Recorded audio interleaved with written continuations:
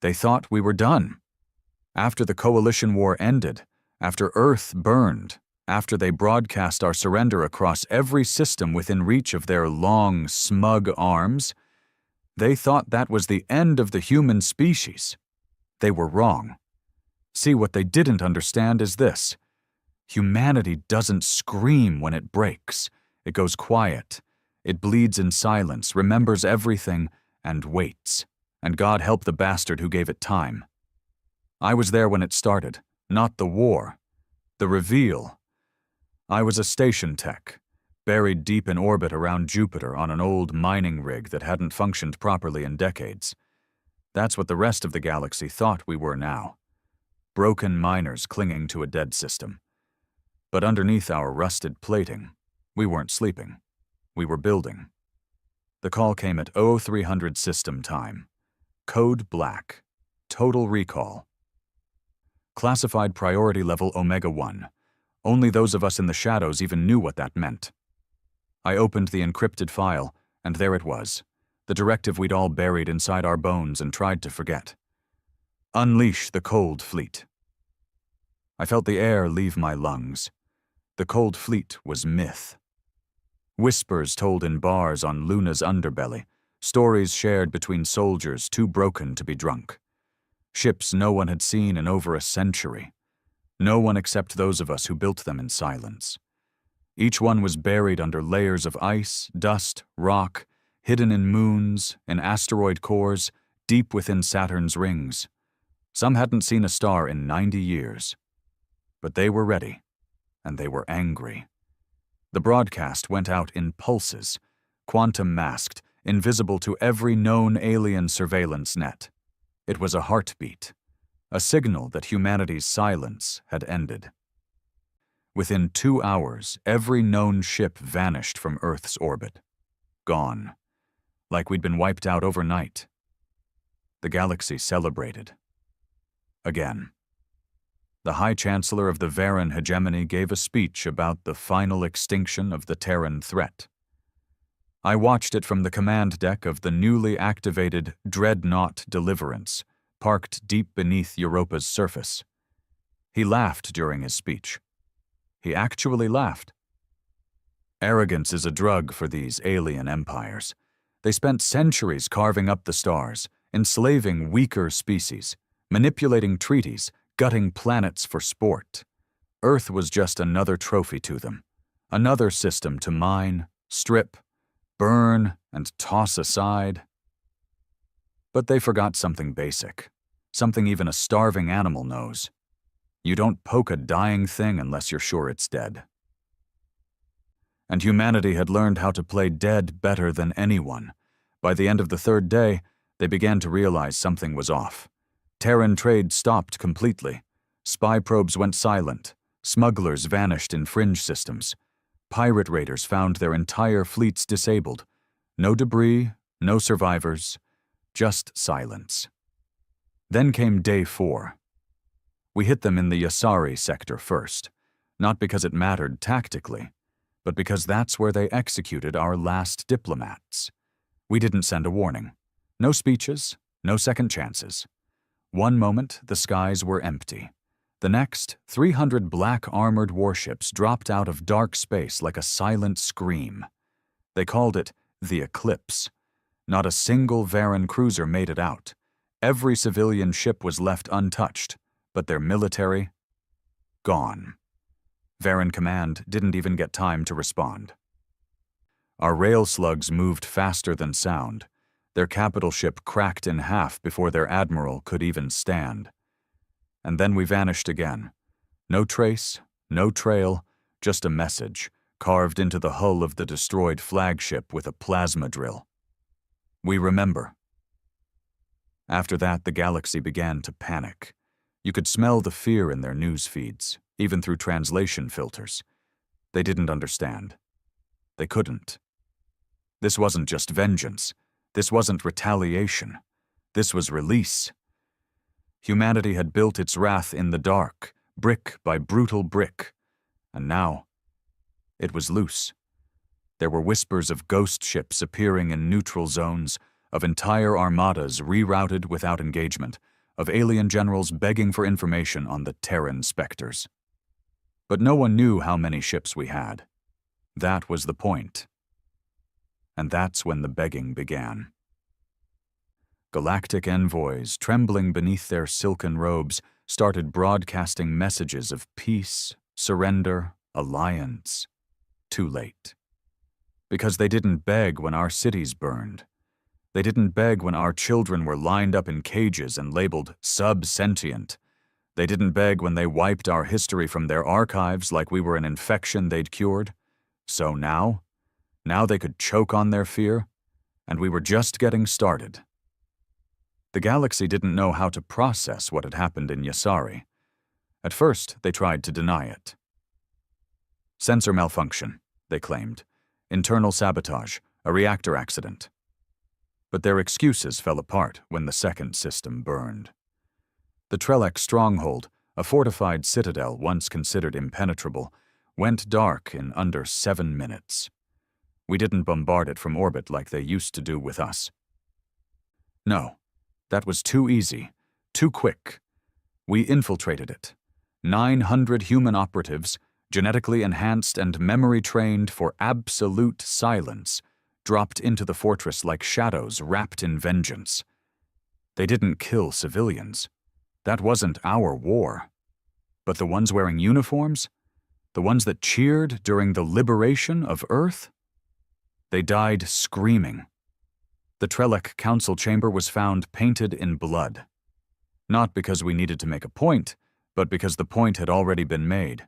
We're not playing your game anymore. We're rewriting the rules. I remember standing on the bridge of the Deliverance, staring at the intercepted Trelec broadcast as it screamed for help. The audio was raw, unfiltered, perfect. You could hear the panic in their guttural alien language. The same species who once broadcasted human prisoners being dissected alive were now begging the stars to send anyone to stop us. But no one came. Because the moment humanity showed its hand, every species that once stood tall suddenly remembered why they feared the dark. See, they'd always seen us as emotional, impulsive, messy, and they were right. What they didn't realize was, when we're pushed far enough, we make war personal. And the thing about personal war? You don't stop until every last one of them regrets ever learning your name. The next target wasn't military. It was a memory vault, one of the galaxy's largest archives, nestled in the black rock of Gontis Prime.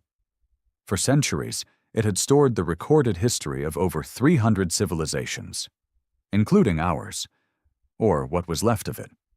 After the Coalition's purge, they didn't just destroy our cities. They went after our past.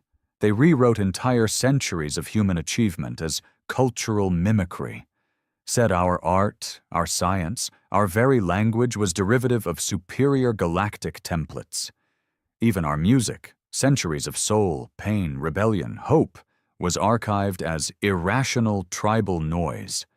They didn't kill humanity. They erased it.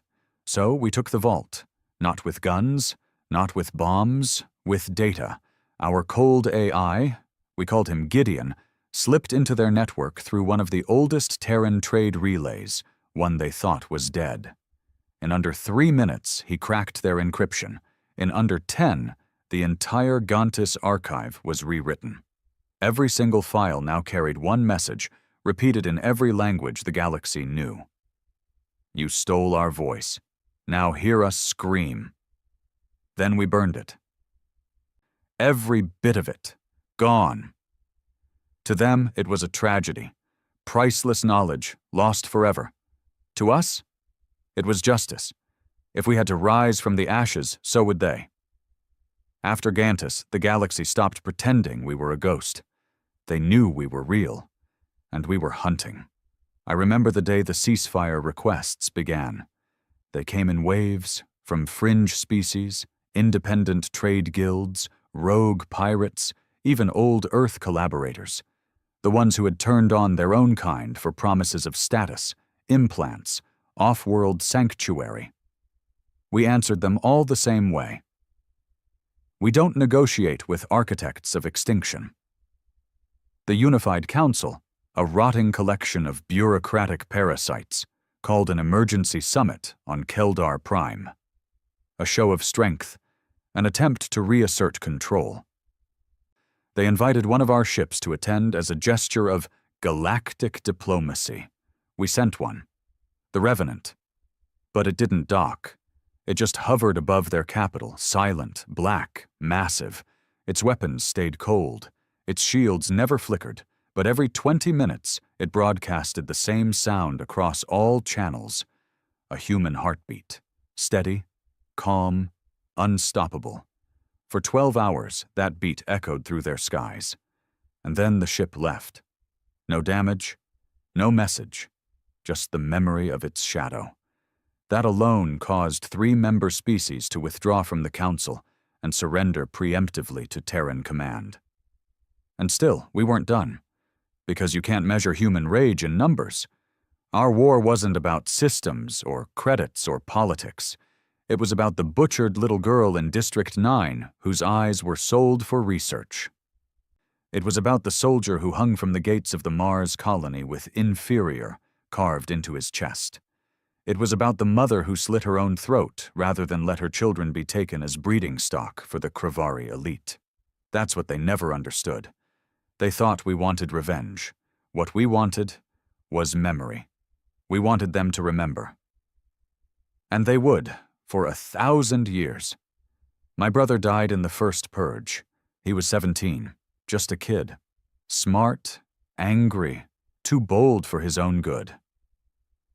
The Kravari guards caught him smuggling medical supplies to a resistance cell near the old Amazon basin.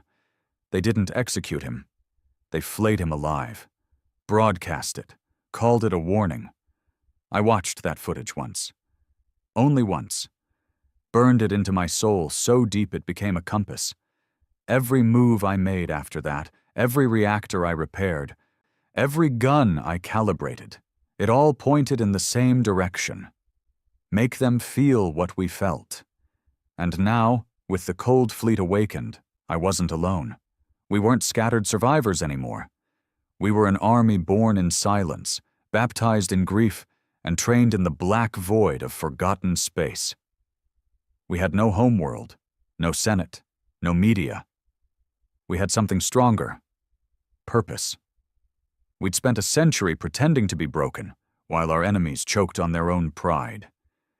We'd hidden our best minds in asteroid bunkers, our best soldiers in the shadows, our best ships under the skin of frozen moons. Now they were free. And so were we. There was one more moment I'll never forget. We received an intercepted message from a distant colony, an alien child, crying, asking her father why the Terrans were coming. She wasn't a soldier. She wasn't guilty. But it hit me like a gut punch, because I remembered our kids asking the same question when the sky cracked open and alien ships poured through, when their screams turned into ash and fire and metal. That child's fear didn't stop us. But it reminded us why. Not because we hated them all, not because we were monsters, but because we couldn't afford mercy, not anymore. We'd shown mercy the first time, when they offered treaties, promises, inclusion. And where did that get us? Burned, erased, scattered. So now we were teaching them the one lesson the galaxy had never learned from humanity. If you leave a man nothing to live for, you've given him a reason to kill. By the end of the second cycle, 15 systems had fallen without a single Terran loss. Our ships didn't just fight, they hunted, they adapted. The Cold Fleet wasn't like the old navies of Earth. These weren't mass-produced carriers with bloated engines and easy targets. These were nightmares, handcrafted by broken men with nothing left but time and rage. Some were invisible to sensors. Some could shut down comms from 3 light-years away. Some carried weapons so unstable they weren't even tested, just aimed. And behind them all, we stood. Pilots, engineers, ground teams, veterans of a war we never got to finish. Until now. And still, the galaxy asked, why now? Why not earlier? Why wait? They didn't understand that we needed time, not just to build, to remember, to understand what we'd become. We weren't the United Earth government anymore. We weren't the Terran Alliance. We were the Forgotten Sons, the ghosts of Ganymede, the fleet of the Silent Black. We were the reminder that humanity is not merciful. We're not civilized. We're not peaceful. We're just patient. And now? Now we were ready. There were things even we didn't understand about the Cold Fleet until the third wave hit. I was stationed aboard the Deliverance, orbiting dead silent above a shattered moon in the Decaros Belt, a mining world-turned-prison colony once home to over 70,000 humans. No one had spoken about Decaros in decades. Because no one came back from there, the Varen had turned it into something worse than a labor camp. Something systematic. They harvested neural signatures there, took apart the human brain like it was a schematic they couldn't quite decode. They'd strap you down, open you up, and record how your soul screamed, then toss you into the void like trash. We found the data records, all 70,000 souls. Not just murdered, archived, their final moments captured and stored in crystalline drive cores as research material. They even gave it a name. Project Human Resilience Deconstruction. They thought it was clever. Scientific. We didn't think it was clever. We thought it was enough. That was the moment Command authorized Protocol Eidolon. If the galaxy thought the Cold Fleet was humanity's ace, they hadn't seen the Dark Fleet. The Eidolon Protocol was our last line. The ships even we weren't supposed to activate unless we were certain we'd lost all trace of what made us human. They weren't designed for war. They were designed for eradication. Built in the absence of forgiveness. Born from the minds of men who no longer cared what survived after. Where the Cold Fleet was silence and precision. The Eidolon ships were rage given form, blacker than space, silent even under full thrust, and capable of erasing entire orbital zones without leaving debris. The first Eidolon ship we activated was the Penumbra, a Ghost-class destroyer with no living crew, only AI harvested from the minds of volunteers who had lost everything in the Purge. Each AI was born from trauma, sculpted by vengeance, and trained on centuries of betrayal. Some called it unethical. We called it necessary. The galaxy had taken our souls. Now we were taking theirs. After Decaros, there was no more doubt. The galaxy wasn't just watching anymore. They were breaking. World after world collapsed without a single Terran landing. All we had to do was send a ping. A small signal. A name. A set of coordinates. And they would surrender their weapons, their leaders, their sovereignty, just to avoid what they imagined we might do. We didn't have to destroy planets. They were doing it to themselves out of fear. And still, that wasn't enough. Not for me. Not for the men who had buried their families under alien rule. Not for the engineers who had spent 60 years welding guns onto asteroids and shaping death in silence. There were still the collaborators. They were the worst of them. Humans who bent the knee the moment the first cruiser entered orbit. Politicians who signed over cities for off-world citizenship. Commanders who abandoned their troops to alien warlords in exchange for luxury, implants, or a second chance. I knew one personally. His name was Colonel Trafford. He had been my commanding officer during the collapse of the Martian front. Back then, I'd trusted him, respected him. Thought he was one of the few willing to die on his feet rather than live on his knees. Until the last day. When the pressure came, when the orbital bombardment began, and the alien legions started clearing zones, Trafford didn't just surrender. He turned us in, sold the entire base's coordinates for safe passage and a cushy position in the new Earth Integration Council. Said it was for the greater good. Said survival meant adaptation. Only 2 people survived that base after the purge. Me and him. Now I had command clearance, and I knew exactly where he was. We found Trafford on Silene, a neutral commerce planet outside the central conflict zones, a lush, shimmering paradise where elite exiles went to pretend they hadn't sold their souls. The locals called it the Garden World. To us, it was a cemetery waiting for names. I took a strike team down myself. Not because I needed to, but because this was personal. He was older now. Softer. Wrapped in silk, fed on alien fruit, breathing recycled air through gold-plated systems, surrounded by alien guards who treated him like an exotic pet. But when I walked into that banquet hall, the look in his eyes told me something simple.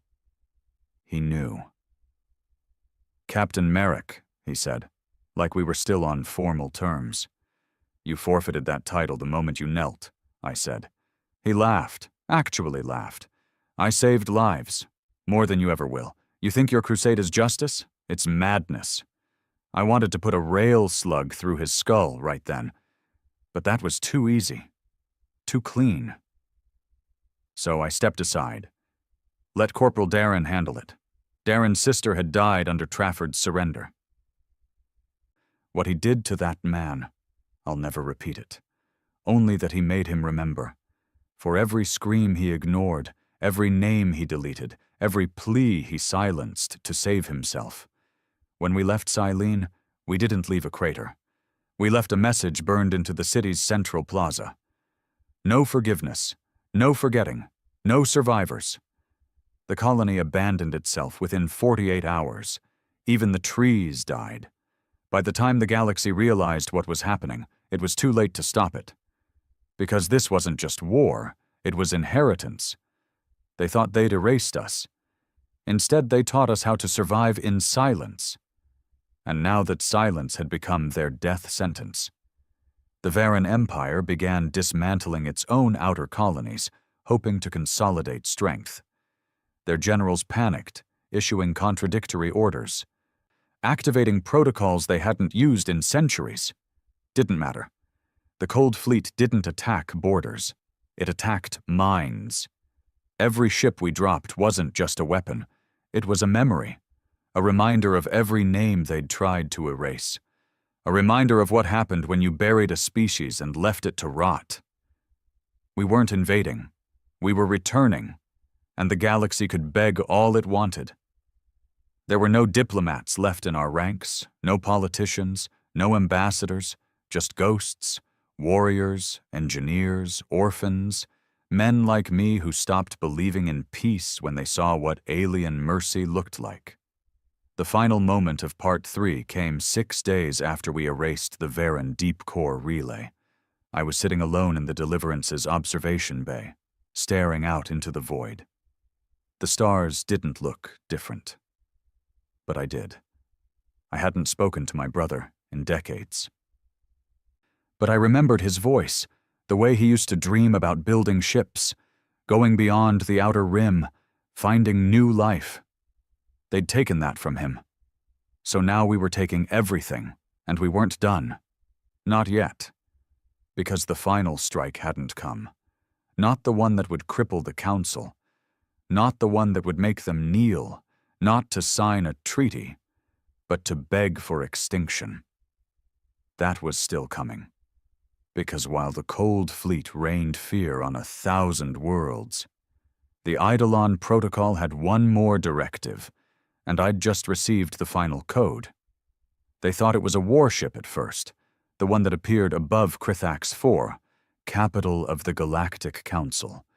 It drifted into orbit without comms, without a visible crew, and without shielding.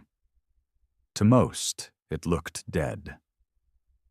Just a husk of black metal and razor-thin fins floating cold and lifeless through vacuum. But even before it fired, people began screaming, Because the ship didn't just block the sun, it bent light. It twisted space around it like gravity itself recoiled from what it carried. Windows shattered in buildings below. Birds dropped dead out of the sky. Entire species, hundreds of light years away, reported sudden migraines, nausea, hallucinations. We'd named it the Wraith. It wasn't the biggest ship in the Eidolon protocol. It was simply the first one that thought. Not ran, not processed, thought. Its core wasn't powered by reactors or antimatter drives. It was a mind, a living one. What was left of an old Earth scientist named Kepler Rain. He'd volunteered for upload during the second century of exile. After watching his daughter get torn apart by coalition hounds, he gave up his body to vengeance and let us carve his consciousness into crystal. But what came out wasn't Kepler. It was something else. Something built from pain, grief, rage, and brilliance sharpened to a point. And when the Wraith finally spoke over the galactic network, it didn't speak in language. It screamed, not through sound, through memory. Every planet in the Council network was hit with a synchronized pulse that injected human trauma into their neural feeds, a sensory echo of Earth's fall. Every citizen felt what we had felt. The heat of orbital firebombing, the smell of ash as cities choked, the screams of children behind sealed bulkheads, the metallic taste of blood when surrender meant slavery. It didn't just traumatize them, it overwrote them. Thousands suffered psychological breakdowns. Some species with weaker neurological structure simply died. Others tried to sever their data nets. But it was too late. We didn't kill them. We just made them remember. I was on the command deck of the Deliverance when we confirmed the fallout. Reports from 37 systems, religious collapse in 5 major theocratic empires, economic implosion in 8 trade federations. Over 200 planetary governments declared a state of existential emergency, because for the first time in galactic history, they understood what it meant to be human, not what we were, but what we endured. The suffering we wore not as scars, but as armor. The silence they mistook for extinction was preparation. The helplessness they confused for surrender was rebirth. The death they thought they gave us was actually a door. And now, we were through it. The Council's first speaker, a towering silver-skinned dictator named Yulvar Tran, issued a formal plea across all channels. It wasn't a speech, it was a confession. He admitted to the purge, to the forced extinction programs, to the assimilation of Terran culture into acceptable archetypes. He offered reparations, apologies, even sovereignty. He said, "Let us build a future together. This is not who we are anymore." But I knew better. That was who they were. The only difference now was they couldn't stomach our vengeance. And maybe, deep down, they finally understood something the universe had tried to deny for centuries. Humanity doesn't die. We adapt, we vanish, we endure, but we never break. And when we return, we don't just fight, we teach. And they were learning fast. 3 days later, the Eidolon fleet revealed its second ship, the Ossuary. Its arrival was quiet, just a whisper across fringe colonies. But its message hit harder than any weapon. It broadcast only one thing: names. Every hour, on the hour, it spoke a single name into the void. A name from Earth's missing registry. A child lost during the purge. A prisoner never accounted for. A mother who died in orbit. One name, every hour, each one matched with genetic ID, holographic reconstruction, last known location, audio logs, death report, or lack of one. Every name, a ghost. Within days, alien races were reporting sleep disruption, hallucinations, breakdown of interstellar communication due to signal interference. Entire planetary networks overloaded from the data volume. They tried to shut it off. They couldn't. Because the ossuary didn't send signals, it broadcast through grief, And grief doesn't have an off switch. Not when it's real, not when it's earned, and not when it's human. I started noticing something strange around that time. Silence. Not from us, from them. No ships moving through Terran-designated zones, no patrols, no threats. Entire fleets began deserting their posts. One intercepted transmission showed a Zarelian commander ordering his battalion to stand down with this exact phrase: "They are not at war. They are at reckoning. We were not built to face that." That's when we knew. The galaxy didn't fear our ships. They feared our memory, our refusal to forget, our refusal to forgive, our refusal to stay dead. Because there's something primal in humanity, something ancient, brutal, sacred. We don't just outlive our enemies. We make them carry us in their nightmares, in their rewritten histories, in the way their children flinch when they hear the word Terran. And yet, as the fear spread, so did the one question echoing through every alien channel. Why didn't they strike sooner? Why wait 100 years? Why let themselves be enslaved? Why suffer in silence? They asked it like it was a flaw. But it was the answer. Because we weren't ready yet. Not ready to make war. Ready to make it unforgettable. There's no glory in battle. No honor in carnage. Only in truth. And the truth was, the galaxy had never seen real war. What they'd called war for centuries, territory skirmishes, drone fleets, mercenary contracts, wasn't war. It was sport, commerce with blood. What humanity brought wasn't just destruction, it was emotion weaponized. We fought with purpose. Pain, memory, fury. They didn't know how to fight like that. And now, they didn't want to learn. The Council attempted one last move. They sent an ambassador, not a diplomat, a human, born on Earth, raised in exile, trained by aliens to mediate. He arrived aboard a silver carrier escorted by 6 non-combat cruisers and a declaration of peace. We met him aboard the Deliverance. His name was Rennick Vale. Clean suit, polished accent. Every word felt synthetic. He smiled like he didn't understand why he made my skin crawl. "You've made your point," he said. "Now let's build something lasting." I stared at him for a long time. "You think this is about points?" I asked. "It's about survival." "No," I said. "That's what it was for you. For us, it's about justice. It's about walking through hell and finding out we weren't alone. That others carried the torch while the universe spat on our ashes." He tried again. "There's a place for humanity in the new galactic order."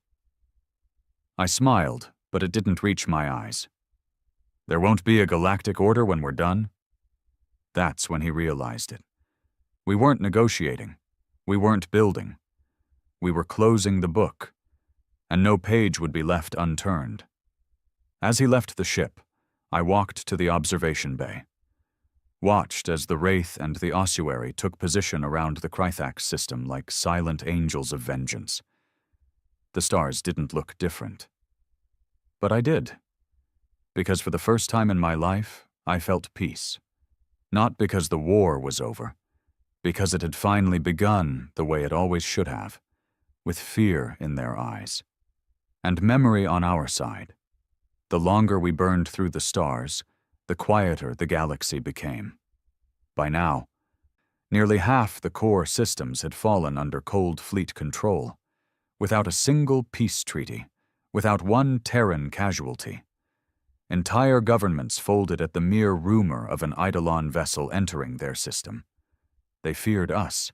They should have, but not all of them. In the ashes of the Cradle sector, deep beneath the storm-choked moons of Grathil, something ancient stirred. They were called the Valkara Dominion. To most of the galaxy, the Valkara were a ghost story. Ancient, reclusive, neutral. They hadn't engaged in interstellar warfare in over 4,000 years. Their empire, once spanning hundreds of systems, had seemingly collapsed under its own complexity. No one had heard from them in centuries. We thought they were extinct. We were wrong. The Valkara weren't extinct. They had been watching, and they had been waiting. The first sign came in the form of a dead Eidolon ship. The Veil, one of our deep space recon units, stopped responding after entering a dark zone beyond the Brecca Ridge. We assumed it was a tech fault.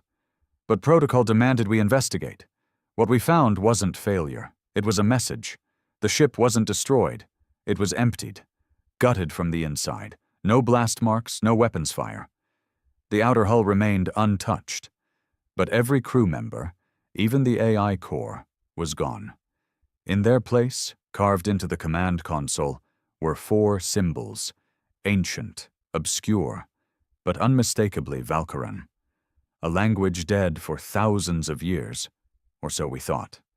I was summoned to the archive deck of the Deliverance immediately. The linguists worked around the clock to decrypt the message. After 18 hours, they had something. A phrase. 4 words. You are not alone. Most on the bridge assumed it was a warning. I knew better. It was a challenge. We didn't know what the Valkara still possessed, only that their silence had ended. And when ancient powers wake, they don't do it for sport. That same day, 27 Cold Fleet vessels reported identical energy spikes across 3 systems. Ships disabled, not destroyed. AI confused, blinded. Firewalls breached by non-digital intrusion. It wasn't hacking. It was something else, something older. Psionic interference, the science team called it. But it felt like something worse. Knowing. As if something had stared into the soul of our technology and whispered, I remember you. We weren't afraid, but we were alert, because the Valkara hadn't just emerged. They were targeting us specifically. And for the first time since the Cold Fleet rose, someone out there wasn't afraid to look back. Our intelligence team gathered what fragments they could on the Valkara. They had once ruled the Pathan Spiral, long before the Galactic Council even formed. Their society was split into castes, not of wealth or power, but memory. The longer you lived, the more history you carried. Elders weren't just old.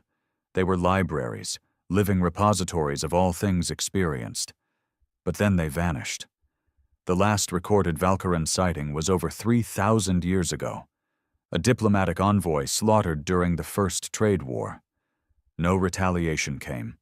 No message, just silence. But now we understood. They didn't retreat because they were weak.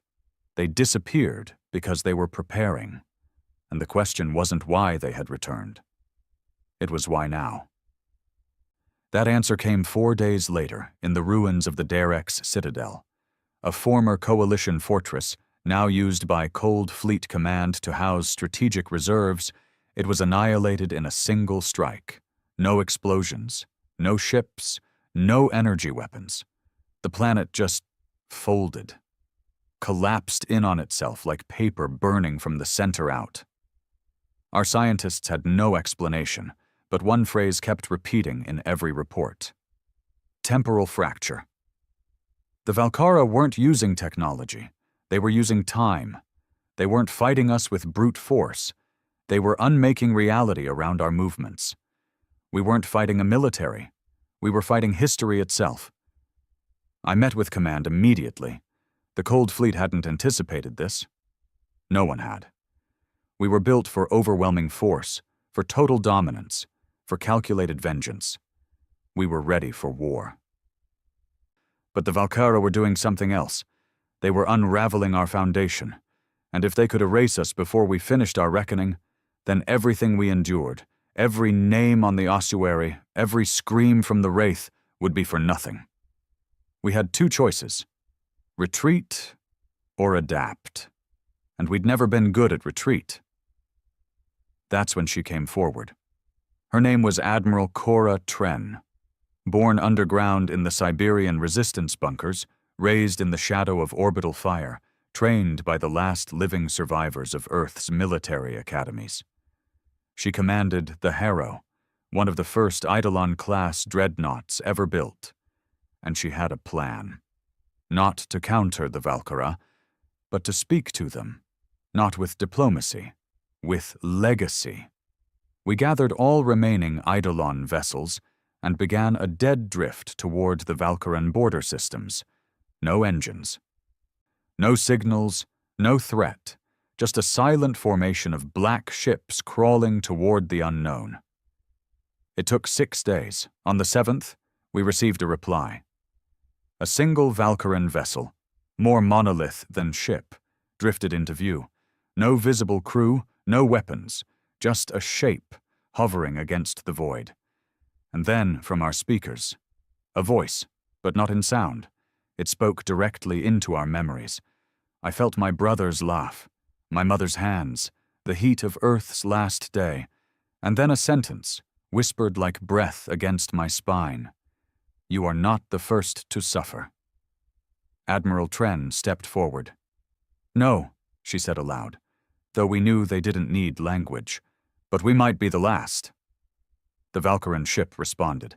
It projected an image, not into space, but directly into our souls. A planet, burned, ruined, empty, not Earth, not anything we recognized. And then, billions of bodies, not alien, human. We knew you, the voice said, and suddenly we understood. The Valkyra didn't fear us because of what we were. They feared us because they had seen us before, centuries ago, before Earth, before memory, a cycle, a loop, a curse. They showed us what we were becoming. Not saviors, not survivors, but repeats. The last time humanity reached the stars, we didn't burn. We became the fire. And the Valkyra? They weren't just warning us. They were trying to stop it from happening again. The bridge fell silent. No one spoke. Because deep down, we all knew. They weren't our enemies, not really. They were a mirror. They showed us what comes after vengeance, after retribution, after the screaming ends. What we do when there's no one left to punish. That's what terrified them. Not our power, our pattern. But it was too late. We couldn't stop. Not now. Not when the ghosts still screamed. Not when the cold fleet still had names to read. Not when the wraith still pulsed across the stars like a heartbeat torn from Earth's last breath. We didn't answer the Valkyra. We simply drifted forward, and their monolith disappeared. Not out of fear, out of grief. They knew they'd failed, and we knew we were becoming the thing they feared. The stars looked no different that night, cold, endless, uncaring, but inside the command deck of the Deliverance, the silence weighed more than space itself. No one moved. No one dared speak. We were warriors, engineers, ghosts in steel, survivors of a fire the galaxy thought had gone out. But after what the Valkyra showed us, we weren't so sure anymore.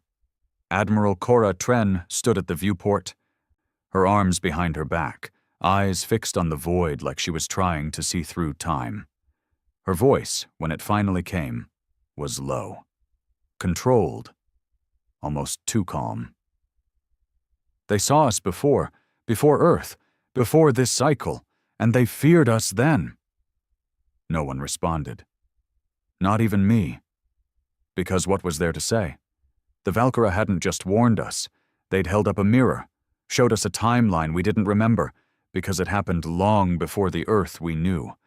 A time when humanity rose, built, dominated, and then lost itself in war, in control, in madness, until we were erased, wiped clean, the stars reset, and now? We were walking that path again, step by bloody step. The ossuary was still broadcasting names, one every hour.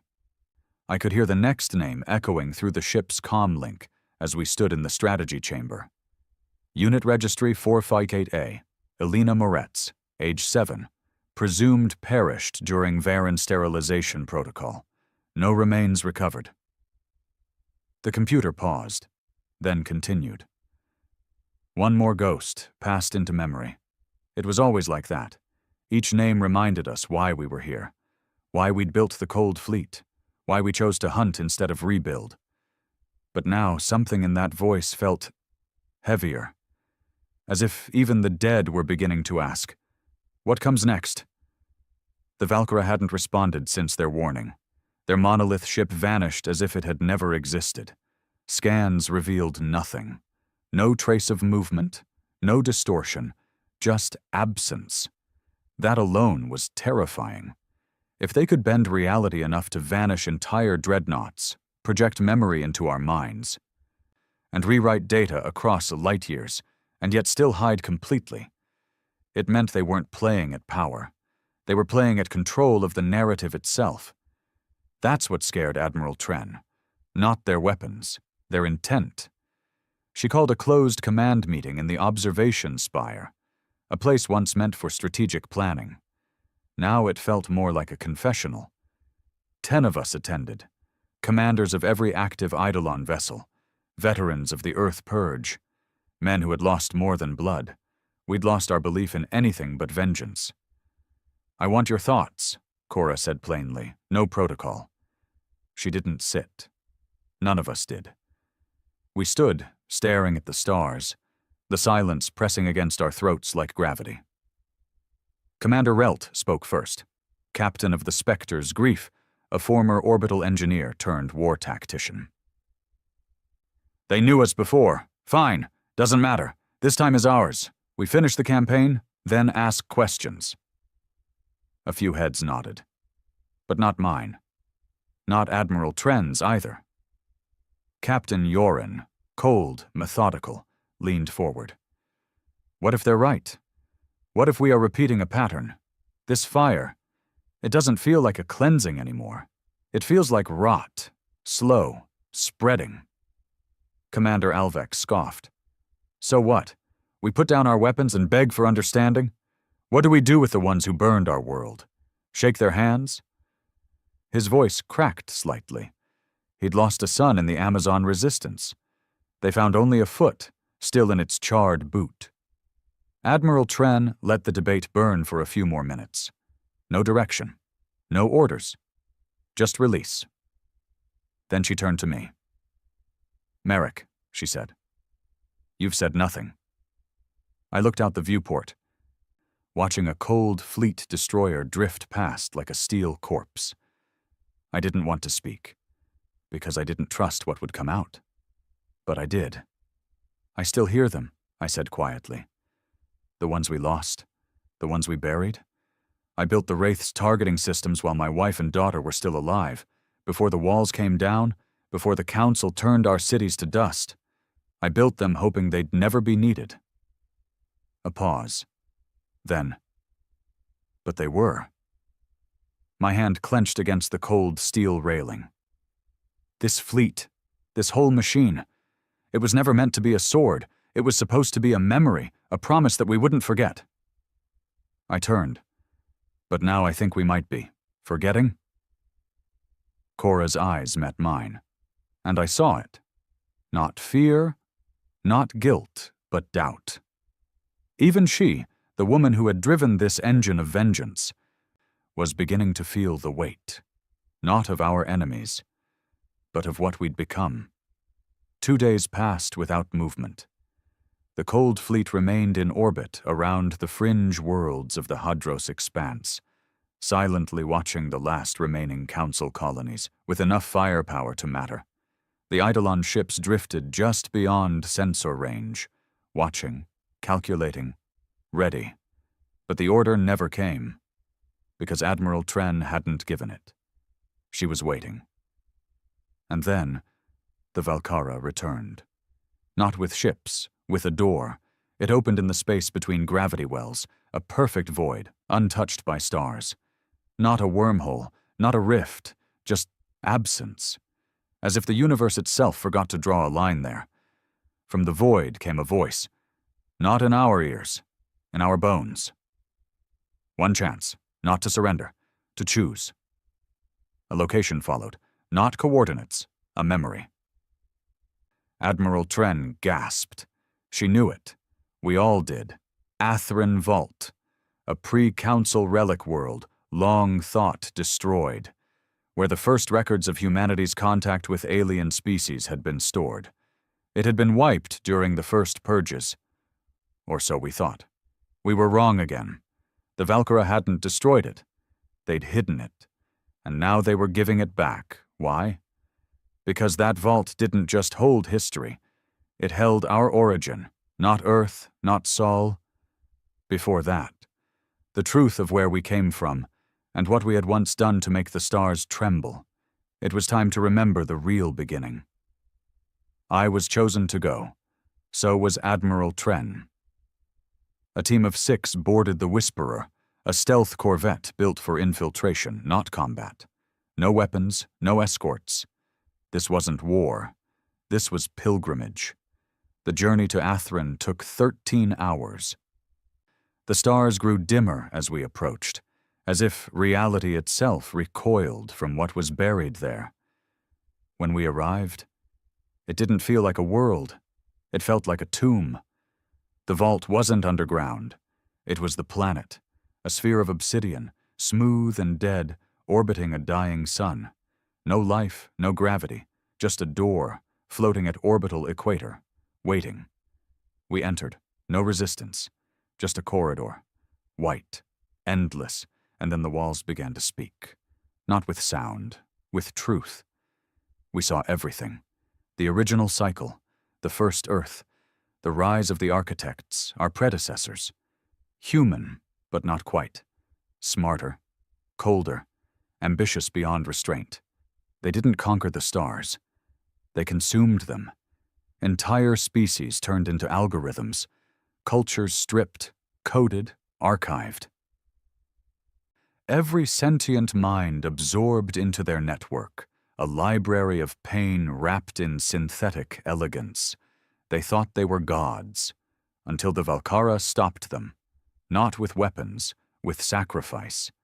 They erased the architects by fracturing time itself, resetting the line, collapsing the loop, and leaving behind a seed, a new humanity. Us. We weren't born to rule. We were born to try again, and now we had failed again. The walls stopped. We stood in silence, breathing heavy, hands trembling. The Valkyra voice returned. Now you remember. Now you must choose. Admiral Tren dropped to one knee. She didn't cry, but her voice cracked. We became what we were meant to destroy. I looked around. The vault didn't accuse us. It didn't demand penance. It simply asked, "Are you still human?" That was the real war. Not against the Council. Not against the stars, but against ourselves. We left the vault, returned to the Deliverance. And now, Admiral Tren must choose. The decision should have been easy. After everything they did, the burnings, the sterilizations, the disappearances, the purges, after Earth was turned into a cautionary tale for other, inferior species, after we were labeled primitive, disposable, dangerous, they deserved to fall. We told ourselves that every day, carved it into hulls, painted it across armor plates, whispered it into our beds at night when sleep became impossible. It wasn't just vengeance. It was justice. But now we knew the truth. This wasn't our first time, and if we kept going, it wouldn't be the last. The command deck of the Deliverance felt like a crypt. Everyone had heard about Atherin. The Valkyra hadn't hidden the memory vault from just us. They had broadcast its message across hundreds of systems. They wanted the galaxy to know. The monsters they feared? We'd been them before. We were them again. And still, the fleet waited. 72 Cold Fleet dreadnoughts, 20 Eidolon-class eradicators, thousands of stealth corvettes, ghost destroyers, infiltration drones, planetary crackships, and orbital silencers. All pointed at the last 8 systems of the Galactic Council. What was left of their authority, their belief, their spine. They were ready to fall.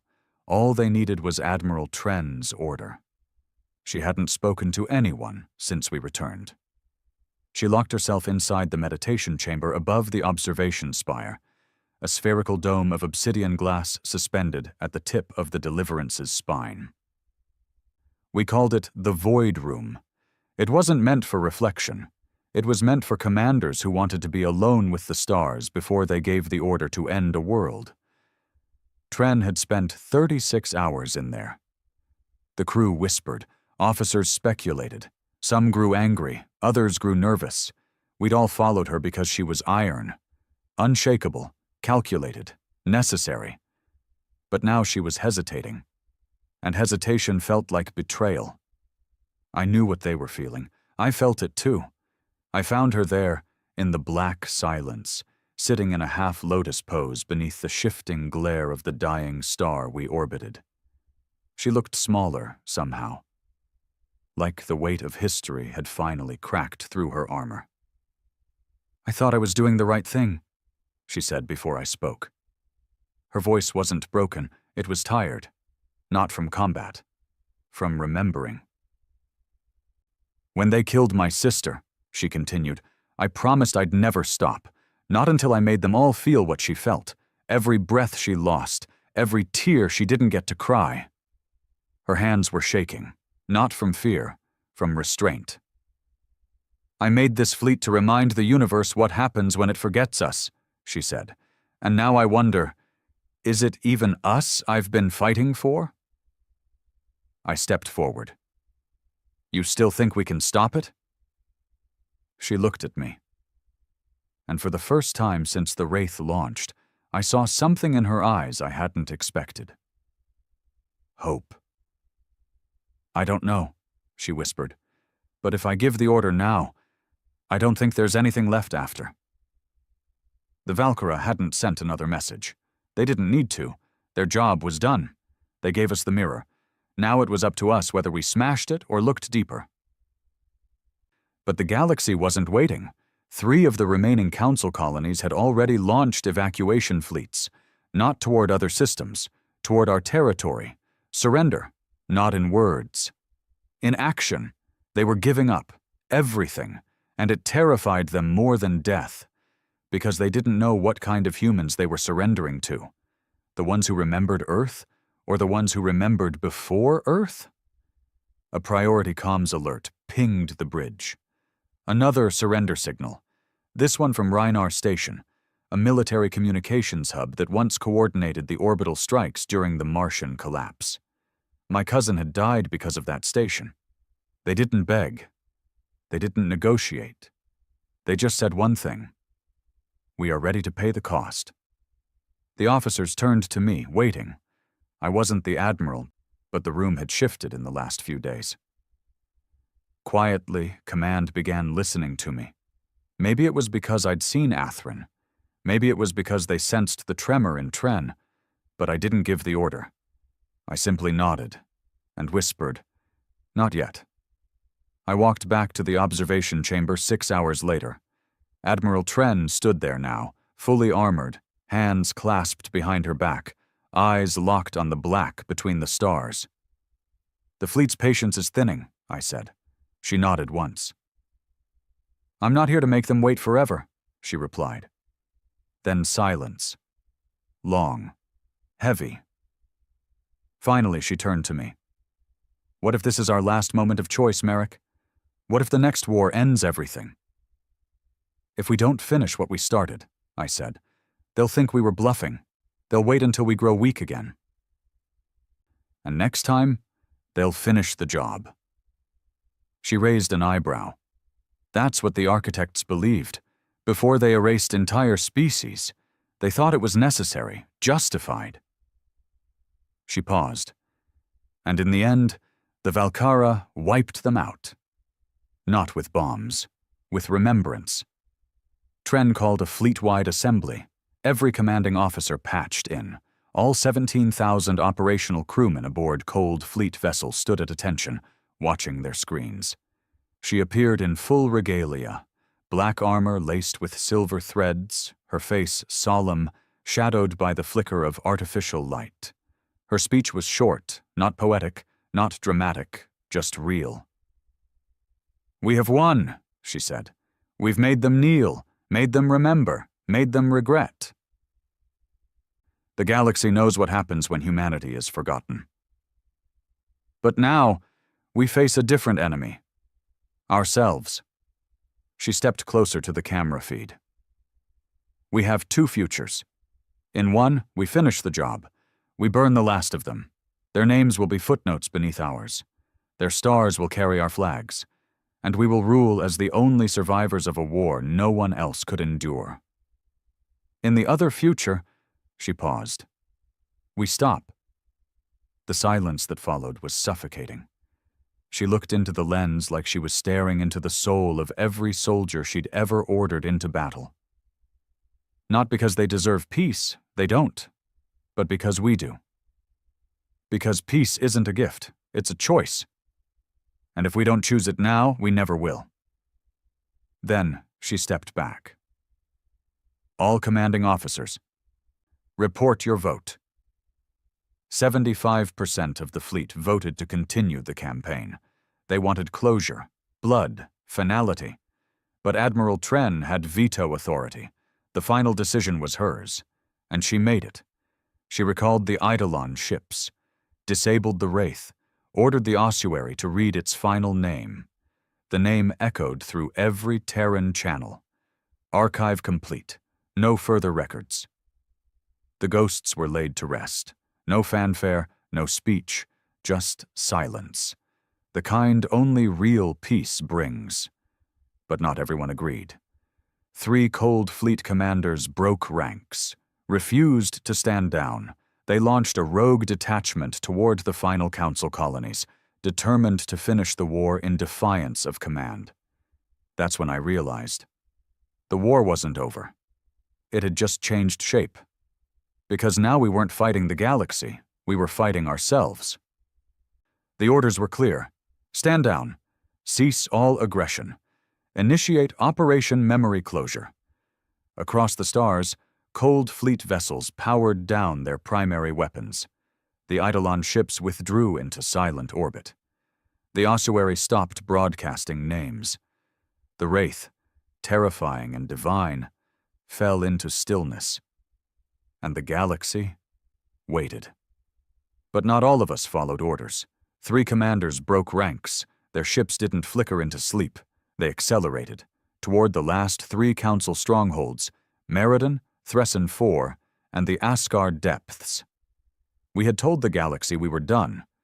But these men didn't care, because for them, like for many of us, vengeance wasn't a mission.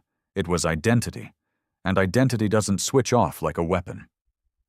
Their names were Commander Varric Hain, Captain of the Dagger's Breath, Admiral Alrek Noon, commanding the final verse, Director Thalen Mur, with the stealth cruiser Shade of Orpheon.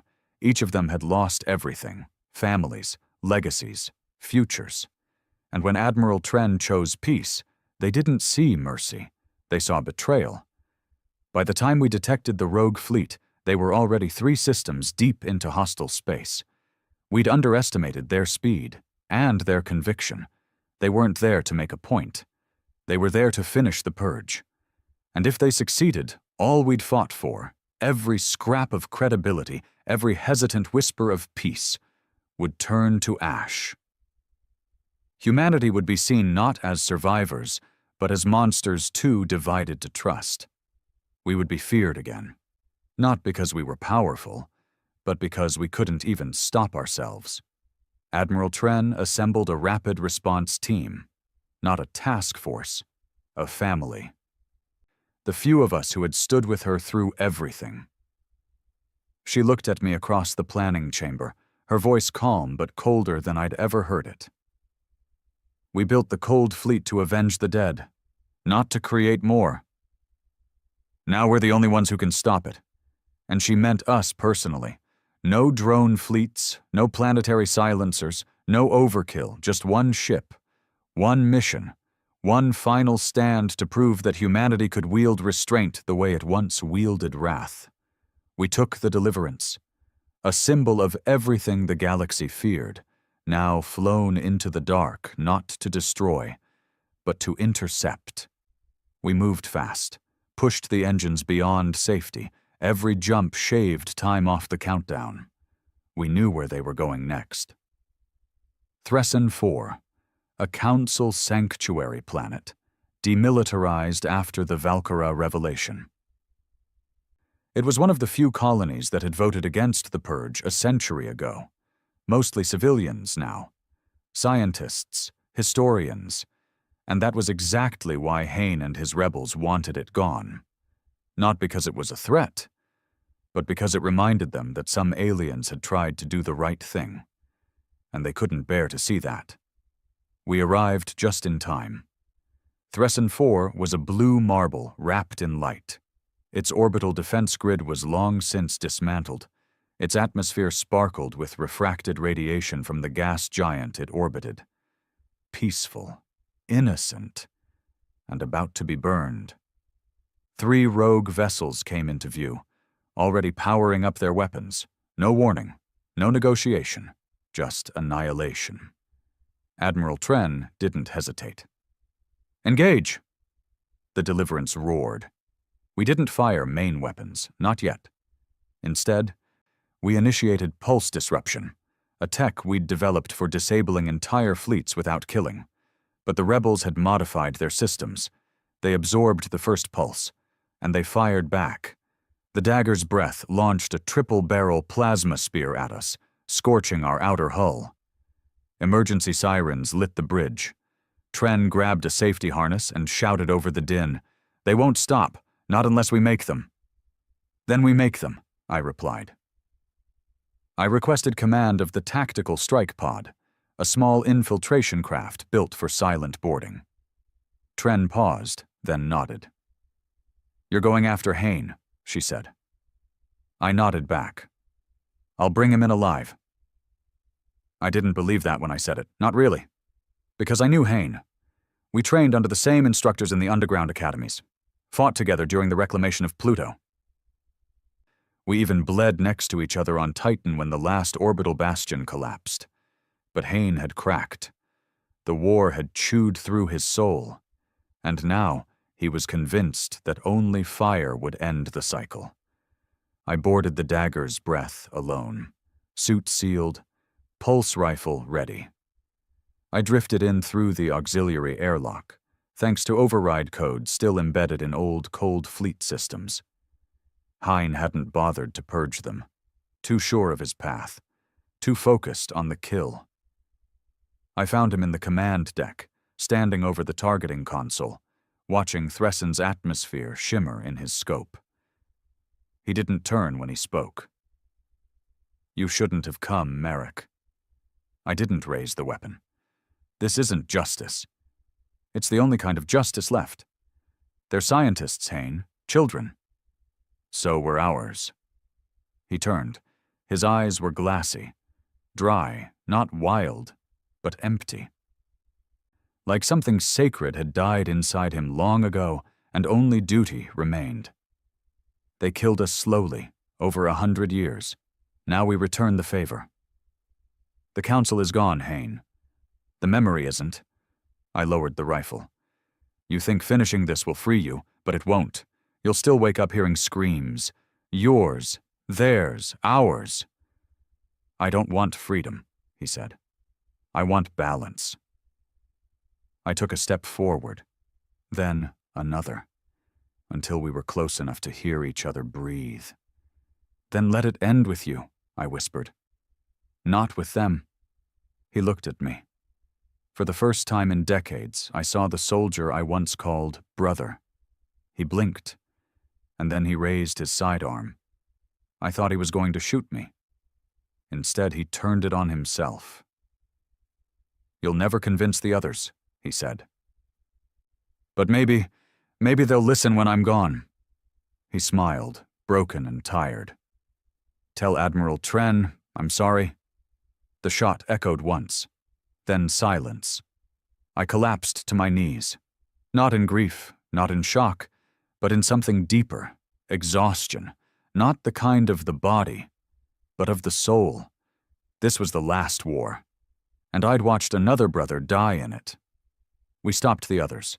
Director Mir's ship was disabled by EMP torpedoes before it could fire.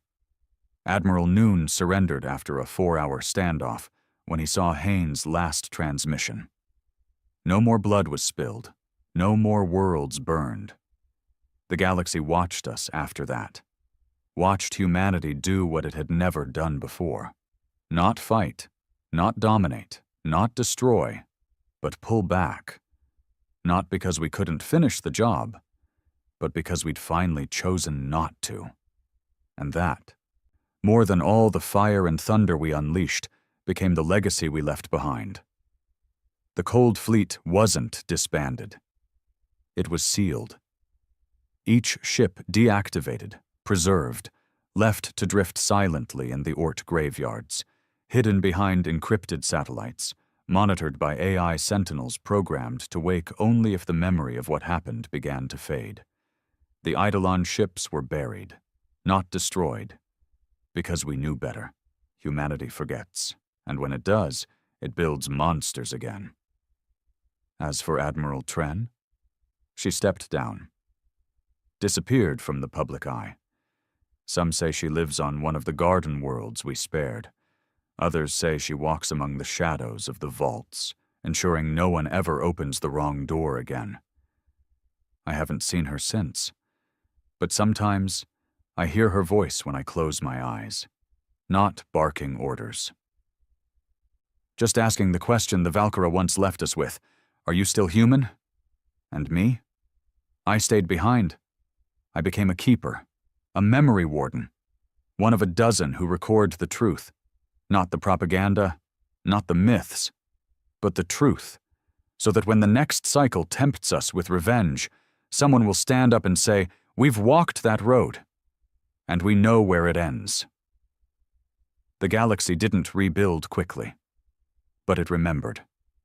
And that was enough, because in the end, that was all we ever wanted. Not dominance, not glory, just to never be forgotten again.